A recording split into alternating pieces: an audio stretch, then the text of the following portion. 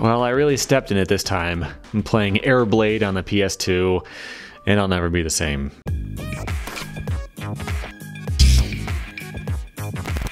Welcome back to Rad Rat Video, a channel about skateboarding and sometimes other things like hoverboarding, although it's pretty close.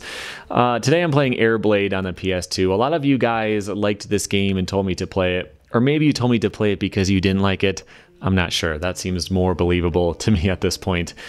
It is the spiritual successor to a game called Trick Style on the Dreamcast, which I played. You can check that out right here.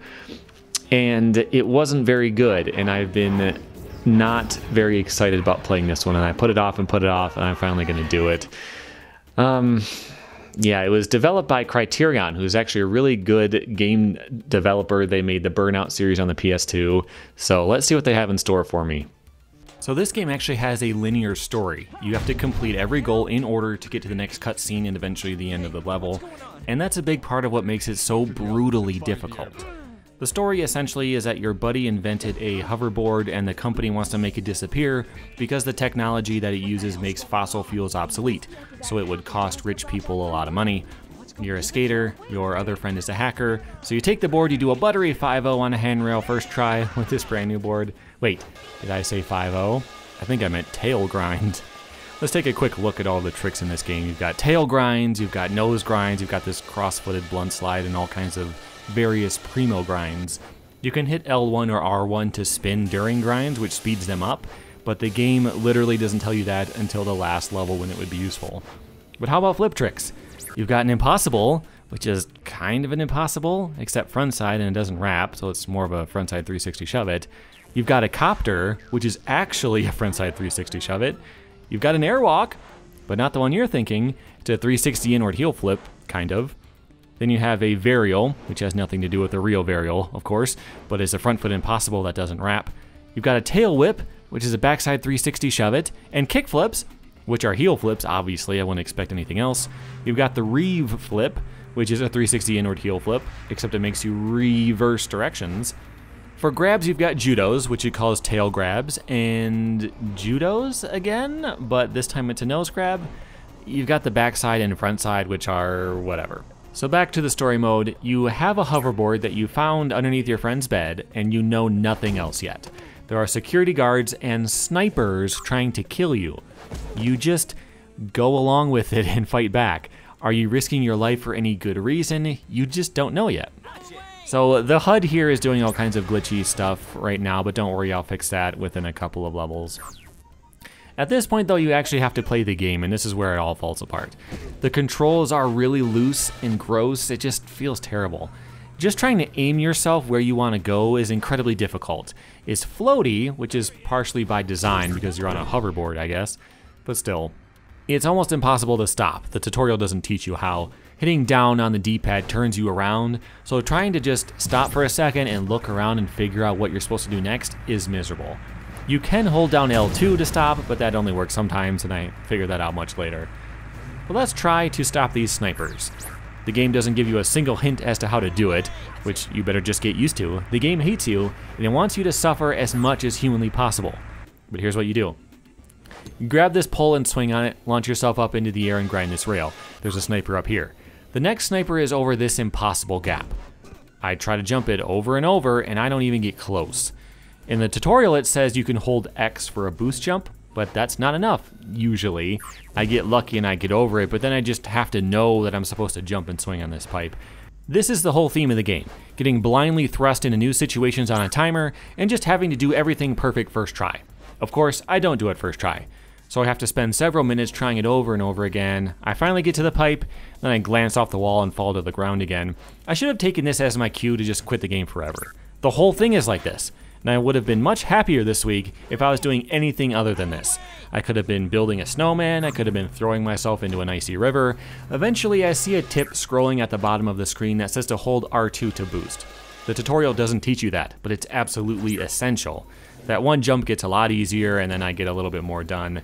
This route throws me on the roof in the middle of the level. Is the last sniper here? No, I'm here for no reason. I figure out where to get that last sniper right as I run out of time. Fine, I just have to do the snipers again, right? No. If I fail on one of the last parts of the level, I have to start all the way over from the beginning. I've got to knock out the guards, I've got to grind on the car, I've got to swing on the poles, and then I'll get back to the snipers. You have to do all the challenges in order. Now, if I wanted to skip all that stuff, I could go knock out the snipers and it would work, but the arrow at the top of the screen isn't going to point to it. So I could try to do that, but it's not going to help me get further. I have to finish one to see what the next one is. And it's just so annoying. It makes me think of way back in the day when games would be like, you know, 5 stages, but they'd just be super hard so that it would take you months to beat it. That's what this is. It's like a Nintendo game, you know? And it's just, it's horrible. This time I know how to boost, so it's not that hard. I get all the guards and snipers and some scaffolding falls so I can jump on a helicopter. I go around all the roofs, make the jump, grind up to the swing pole, and I miss it. Time to start over. I do get it the second time though. Dude, tell me you were watching. I was pulling some bitchin' moves. Come on, hot dog. Let's get away from that chopper and find out what's going on. The next level is the best one in the whole game, and it's terrible. I got it first try though, so it wasn't too incredibly baffling, and it introduces everything else you'll do in the whole game. You crash through billboards by doing tricks, you swing on lights or cameras or whatever the case may be, and you grind on vehicles. That part is always the worst. In this level, you just have to really specifically grind the fuel tank, which is hard because the controls are so terrible. The trucks in the next level are much worse, and the one after that too, we'll get there. I need to pace myself though, because there was just too much misery to explain all at once, so let's enjoy this part as only being bad and not catastrophic.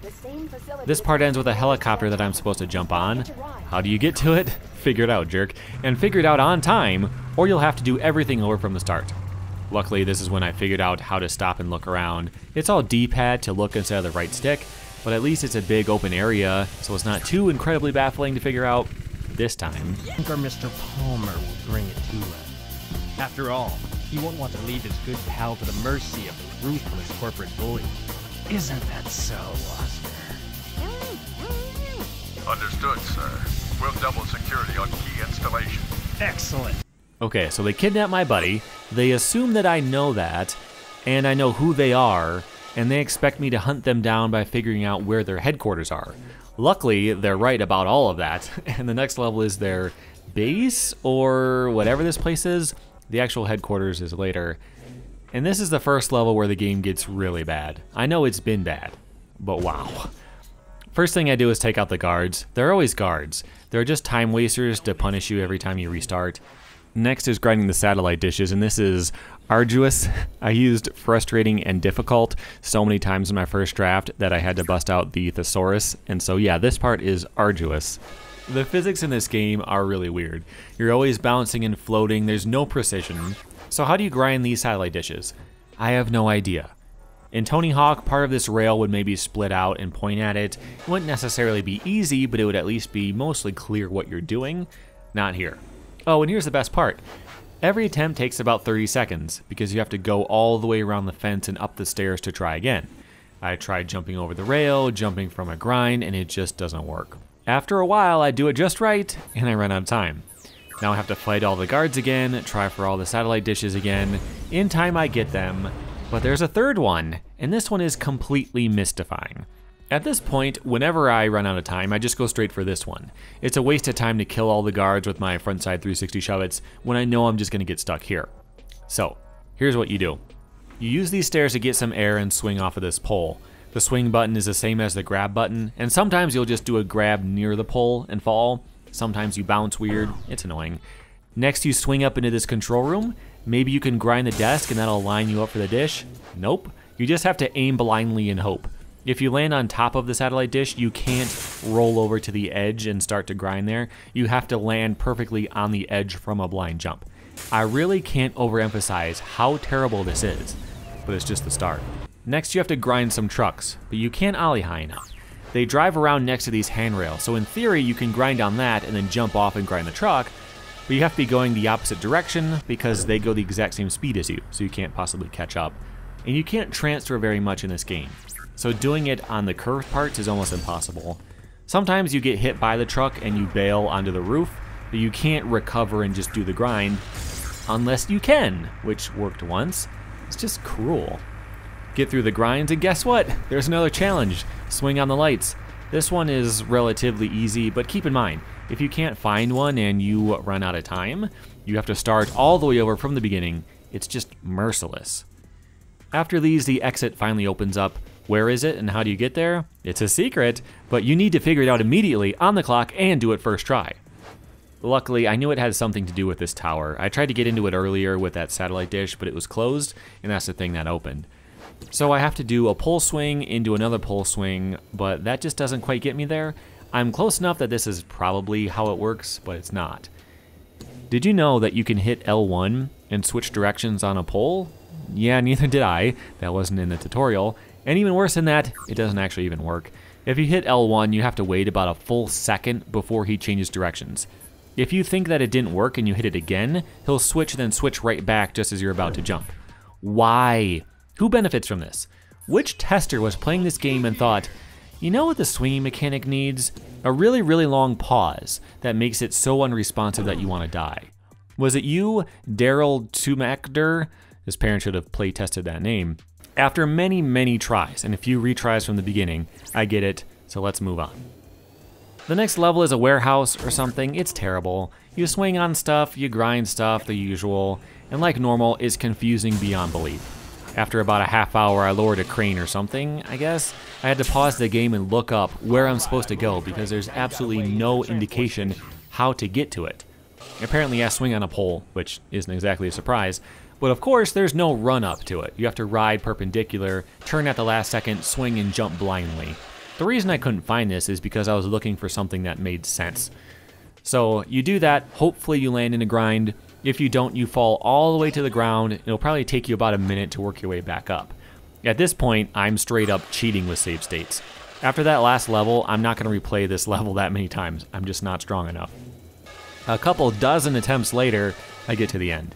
This would have taken hours if I had to do it all perfectly without cheating. It's just unbearable. Next is a worst level I've ever played in a video game. I literally can't think of a level I've been more frustrated with. Well, maybe one in Yanya Kabbalista. But the first thing you do is grind on cable cars and drop all the people inside to their terrifying, painful deaths. Why? I don't know. I don't care. I just want to get it over with. This part is infuriating. I think they put all the cars really close together so you could do them all in one combo, but good luck with that. I did primo grinds for about 5 minutes without seeing one at all. Oh, and guess what? If you ever fall off a building, you die and start over. You don't just respawn at the top. It's unbelievable how much this game wants to torture you. What did I ever do to you, AirBlade? After many, many, many attempts, I finally murdered all the innocent civilians and I save stated it. I honestly would never have been able to beat this level in one sitting as the game intended. It's impossible.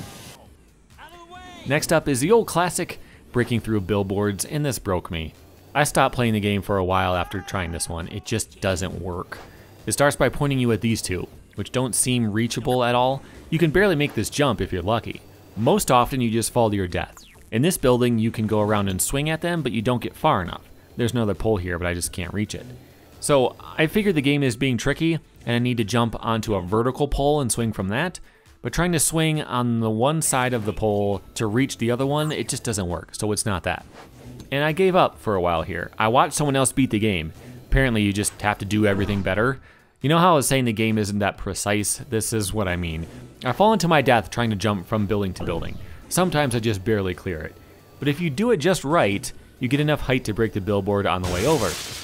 But how? What is right? I have no clue. Is it a timing thing? Am I olling too early or too late?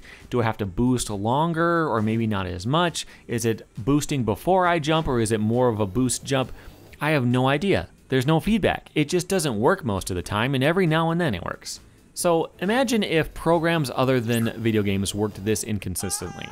You want to send a work email? Sure. Every now and then it'll just attach the most recent picture in your camera roll and it'll CC your mom. Why? I don't know. It's just a bug and Daryl didn't figure it out by launch date, so we just ran with it. I mean, seriously, does it need to be a mystery how to get a higher jump in the game? So I break through that billboard after a few dozen attempts. What's the secret for the other one? Same thing, just jump better. Does boosting into the swing make you swing faster? Maybe? I don't know. The next billboard is apparently on this building. I can only climb it by doing swing jumps and changing directions. But I had the hardest time here. I kept trying to switch directions and it just didn't work. If it fails, I fall all the way down and it would take a good minute to get back into position, basically sabotaging the entire run. Of course, I'm cheating. Even so, it's taking me forever. I finally get up there and of course I miss the billboard. After that, I need to kill a bunch of people in elevators. There are guards in there, my hacker friend says. Sure, I bet everyone in there deserves death because my friend stole a prototype skateboard. I'm pretty sure both sides are bad here. This one is the hardest yet, but for a bad reason. You swing up here, blindly floating through the air and hoping you land on the rail. But there's a fun thing about rails here. Sometimes ollieing off them just doesn't work. You hit the X button and just drop off the end. It'll be important in the next level, but it's a big problem here too. So just ollie perfectly with perfect timing. Do it early, but don't hold X or you'll boost and that'll make you overshoot the swing. Murder all the people and survive. The game lines you up to fall to your death right after that last elevator for some reason. After that, you have to swing on some helicopters. If it looks hard, it's because it is. Just be perfect, have instant reflexes, know all of the secrets for how the jumping works, and you'll be fine. I try to save my friend, and the evil corporate guy knocks me out and leaves the AirBlade. That's what this whole thing is about. I have technology in the AirBlade that will disrupt fossil fuels, and all they want to do is stop me and take it back. They have me unconscious, and what happens? They leave it there. They don't kill me. They don't turn me over to the police. I just murdered a ton of people. They don't do anything. They just leave me there unconscious. Finally, we're at the last level. I knew this was the last level, and I knew it's only a couple minutes long, and yet it was still so unreasonably hard that I almost quit. But I wanted to see the glorious ending. The whole level is just an escape scene. Just ride down to the end and you'll be fine. But you have to conserve your boost perfectly. You need to know exactly how much you need for every jump, and you need to know exactly when you have the time and space to do a trick to refill it. If you try to do a trick in a spot it doesn't expect you to, you'll fall to your death. Sometimes you'll go through a door and you need to know exactly what's behind it by instinct and just react instantly. But the last part is where it gets truly diabolical. Craig Sullivan must have gotten dumped the night before he laid out this part because it's evil. You go through a door into the dark. There are rails to grind. They made the ends of them red, which maybe helps a little, but mostly they just give you the illusion of helping so that you feel worse about how much of a failure you are. The first part is simple, grind, jump, grind. Don't forget that jumping off of a rail just doesn't work fairly often for no reason the game ever explains. The next part is 3 rails, which you have to jump over. Don't boost during the jumps whatsoever or you'll overshoot the next part, but definitely have full boost for the part after that. Grind this rail, boost jump over to the other one, not too much though, because you still need boost left over from the next part. Boost jump here, grind the last rail, and you're done.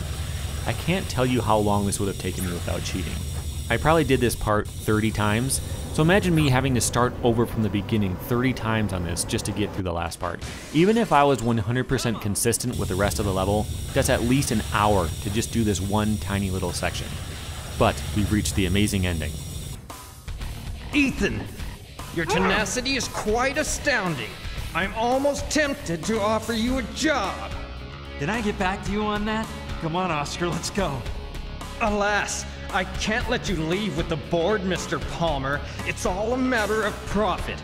Now, hand it over and your friend can live. Ow!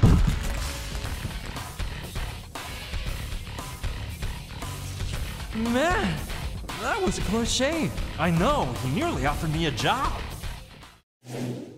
So I knock out the corporate bad guy and take my buddy and we leave.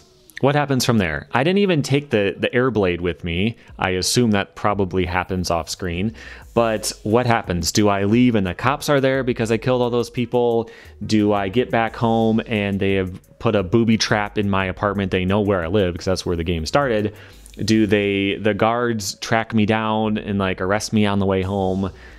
It doesn't matter. You've left and it's done. That's the end of the story.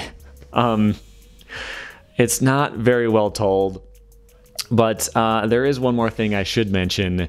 This game does unlock a Tony Hawk Classic style mode, and it's not very good. I only played at 1 level. After how much of this game I played, I couldn't handle playing that much of it, but it's not terrible. It's just that all of the icons you collect are just the same thing in different colors. There's high scores, there's high combos, grind for 4 seconds, that type of thing. It's just that this game engine doesn't really fit that type of gameplay. The way that it's so floaty and all that kind of stuff, it just doesn't work. I don't want to get a high score in this game. I just want to get through the story. So what are my final impressions of this game?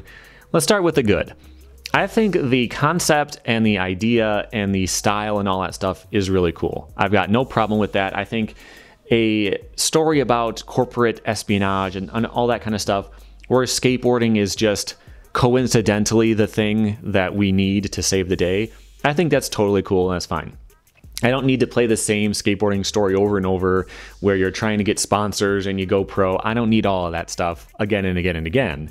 So having a completely different take on it where skateboarding happens to be part of it, I like that. And I think that it taking place in the future with a new type of skateboard, with new types of tricks and all that, I'm on board with all of that stuff. I think it's really cool. I actually recently made a video where I was brainstorming, different kinds of genres and different types of stories in skateboarding games. And I think I talked about something very similar to this. So I'm very on board with that. It's just the execution is so bad. I think what they should have done, instead of having the game be so short, if you were able to beat each level first try, there are like 6 of them. They take about 6 minutes. You get some extra time, but the last level is really short. Maybe like 45 minutes total to beat the entire game if you were amazing at it. Like that's just not enough. The game should have been much longer, and every time you finished a challenge, it saved. That's how it should have worked. Either give you all of the challenges up front and I don't like that. I don't want you to have to do them all at once on one timer. I hate that. I want it to be no timers. Hey, climb up to this building and break through that billboard. Okay, you've done that. Cool. Save. Next thing, see if you can jump onto that helicopter and swing from it. You got it? Okay, save. And the game would be much longer to make up for the fact that you don't have to do everything 400 times. But there's a lot there that could have worked, but it just didn't. So that's it for this game. If you like the channel, there are some ways to support it, including a new one. You can, of course, subscribe and hit the like button. That's free. You can join Patreon, which lets you see some things early, like this video, for example. Gives you a couple more perks.